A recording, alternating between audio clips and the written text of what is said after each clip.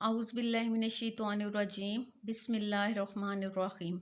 अज़ीज़ तलबा अस्सलामु अलैकुम। उम्मीद है आप सब लोग खैरियत से होंगे। अल्लाह पाक आपको ज़िंदगी के हर मैदान में कामयाब करे और आपको अपने माँ बाप का फरमाबरदार बनाए और आपको अपने घरों में खुश और आबाद रखे, आमीन। आज हम पढ़ेंगे गज़ल और नज़्म में क्या फ़र्क है। पिछली वीडियो में मैंने आपको गज़ल और उसके अज्जाए तरकीबी के बारे में बताया था। उम्मीद है आप लोगों को समझ आ गई होगी। तो आज हम पढ़ेंगे गज़ल और नज़्म में क्या फ़र्क है। सबसे पहले तो हम इसका पस मंज़र देखेंगे, इसका बैकग्राउंड देखेंगे नज़्म और गज़ल का। कि यूँ तो उर्दू गज़ल जो है वो नज़्म की मौजू के लिहाज से एक किस्म तसव्वुर की जाती है कि उर्दू गज़ल नज़्म ही की एक किस्म तसव्वुर की जाती है। आज के दौर में उर्दू नज़्म ने गज़ल पर फ़ोक़ियत पाई है, यानी उर्दू नज़्म जो है वो गज़ल के मुकाबले में अब ज़्यादा जो है वो मशहूर है। पहले जो था, पहले गज़ल को ज़्यादा लोग पसंद करते थे, लेकिन अब नज़्म को। उर्दू गज़ल की जड़ जो है वो कसीदे से मिलती है। कसीदा भी नज़्म ही की एक सूरत है और कसीदे को भी असनाफ़ नज़्म में शामिल किया जाता है, जबकि आज़ाद नज़्म जो है गज़ल ही की एक तरक्की याफ्ता शक्ल है। मगर वक्त के साथ साथ इन दोनों असनाफ़ ने मुख्तलिफ ढंग से जीना सीखा, जिसकी वजह से दौरे जदीद में यानी आजकल इनके दरमियान बहुत फ़र्क देखने को मिलता है। अब सबसे पहले हम देखेंगे कि गज़ल क्या है, उसके बाद हम देखेंगे नज़्म क्या है और फिर उन दोनों के अंदर जो फ़र्क है वो देखेंगे। गज़ल से मुराद जो है औरतों से बातें करना या फिर औरतों के मुतल्लिक बातें करना है। हिरन के मुंह से जो आवाज़ निकलती है उसको भी गज़ल का नाम दिया गया है।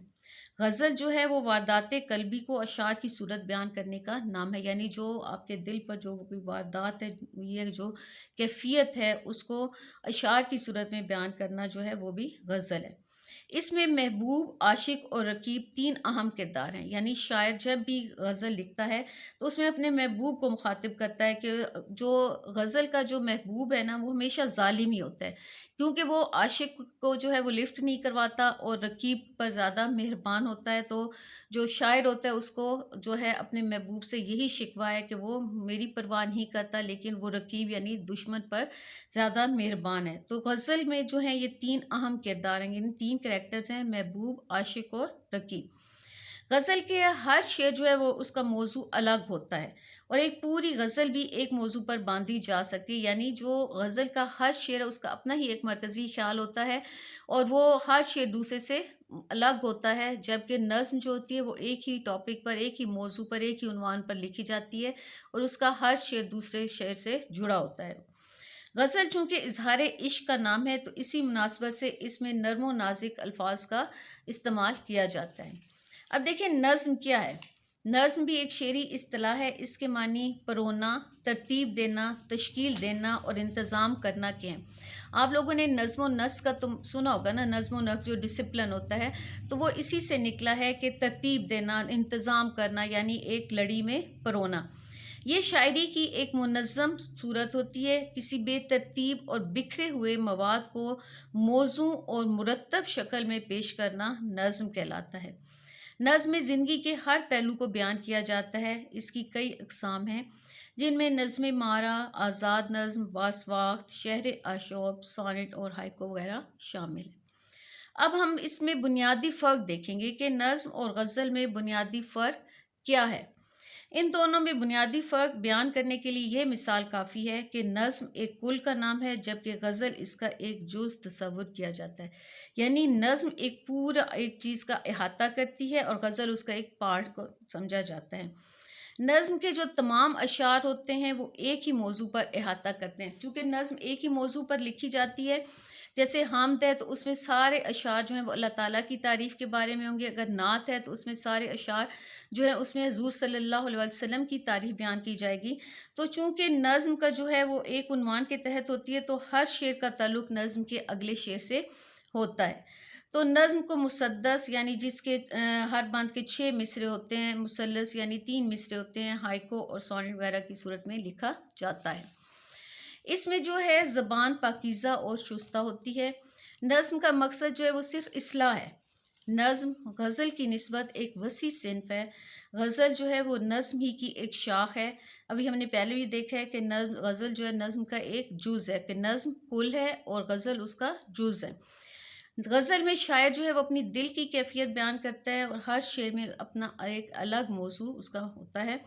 غزل کو عنوان کے بغیر لکھا جاتا ہے، جو ہوتی ہے نظم وہ چونکہ ایک عنوان کے تحت ہوتی ہے، اور غزل جو ہے وہ عنوان کے بغیر لکھی جاتی ہے۔ اب اس کا حاصل کیا ہے کہ غزل نظم ہی کی ایک ایسی شاخ ہے جس میں واردات قلبی کا ذکر ملتا ہے، یعنی جو دل کی کیفیت ہوتی ہے اس کا ذکر ملتا ہے، جبکہ نظم جو ہے وہ ایک وسیع صنف ادب ہے۔ نظم کو موضوعات کے حوالے سے مختلف اقسام میں تقسیم کیا جاتا ہے، جس میں وصفات، قصیدہ، شعر، اشعب اور مرثیہ شامل ہیں۔ اب ہم اس میں فرق دیکھتے ہیں کہ غزل اور نظم میں کیا فرق ہے۔ غزل جو ہے اس میں ردیف قافیہ کی پابندی ہوتی ہے، یعنی قافیہ اور ردیف کو دیکھا جاتا ہے، جبکہ نظم میں قافیہ کی پابندی نہیں ہوتی۔ قافیہ کیا ہوتا ہے؟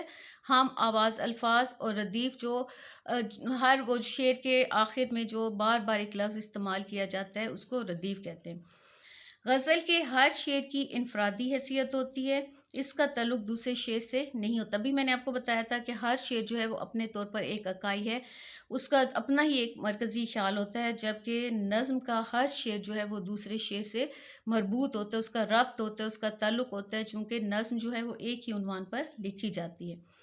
غزل میں عشق کے زور پر آپ اچھے شعر نکال سکتے ہیں، جبکہ نظم میں جو ہوتا ہے وہ زیادہ تر جو آپ کی تخلیقی صلاحیتیں ہیں ان کی وہ جو ہے اس کی ضرورت ہوتی ہے۔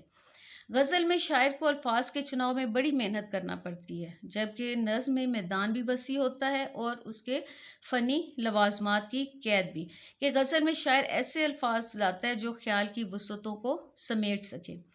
اسی طرح جہاں غزل کو یہ سہولت حاصل ہے کہ اس میں دو چار شعر بھی اچھے ہوں تو چل جاتی ہے، جبکہ نظم کو ایک اکائی کے طور پر خوبصورتی کا حامل ہونا پڑتا ہے۔ تو یہ تھی نظم اور غزل میں فرق۔ اس میں اکثر آپ کو یہ سوال لازمی آتا ہے کہ نظم اور غزل میں فرق بیان کریں۔ تو امید ہے آپ لوگوں کو سمجھ آ گئی ہوگی کہ نظم اور غزل میں کیا فرق ہے، کہ نظم جو ہوتی ہے وہ ایک عنوان کے تحت لکھی جاتی ہے اور اس کا ہر شعر جو ہوتا ہے وہ دوسرے شعر سے اس کا ربط ہوتا ہے، جبکہ غزل کا ہر شعر ایک اکائی ہے، ہر شعر کا اپنا ایک مرکزی خیال ہوتا ہے اور ہر شعر جو ہے وہ دوسرے سے جدا ہوتا ہے۔ تو امید ہے آپ لوگوں کو سمجھ آ گئی ہوگی۔ اگر کسی بچے کو کچھ سمجھ نہ آئے تو وہ کمنٹ سیکشن میں مجھ سے پوچھ سکتا ہے۔ جو بھی آپ کو مسئلہ ہے قواعد کے حوالے سے آپ مجھ سے پوچھ سکتے ہیں، انشاءاللہ میں آپ کے ہر جو ہے مسئلہ اس کو حل کرنے کی کوشش کروں گی۔ اگر آپ میرے چینل پر نئے ہیں تو میرے چینل کو لائک کریں، سبسکرائب کریں اور اپنے دوستوں میں شیئر بھی کریں، اور بیل آئیکن کا بٹن بھی لازمی دبا دیں تاکہ میری ہر آنے والی جو ویڈیو ہے آپ کو بر وقت مل سکے۔